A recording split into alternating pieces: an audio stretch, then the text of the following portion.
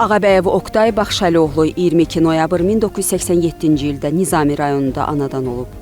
Azərbaycan ordusunun əskəri olan Oktay Ağabəyev 2020-ci il sentyabrın 27-sində Azərbaycan Silahlı Qüvvələri tərəfindən Ermənistan işğalı altında olan ərazilərin azad edilməsi və Azərbaycanın ərazi bütövlüyünün bərpa olunması üçün başlanan Vətən müharibəsi zamanı Ağdərə istiqamətində gedən döyüşlərdə savaşıb. Noyabrın 2-sində Ağdərə istiqamətində şəhid olub. Azərbaycanın ərazi bütövlüyünün təmin edilməsi uğrunda döyüş əməliyyatlarına qatılan və hərbi hissə qarşısında qoyulmuş tapşırıqların icrası zamanı vəzifə borcunu şərəflə yerinə yetirdiyi üçün Azərbaycan Respublikası Prezidentinin 15 dekabr 2020-ci il tarixli sərəncamına əsasən Oktay Ağabəyev ölümündən sonra Vətən uğrunda medalı,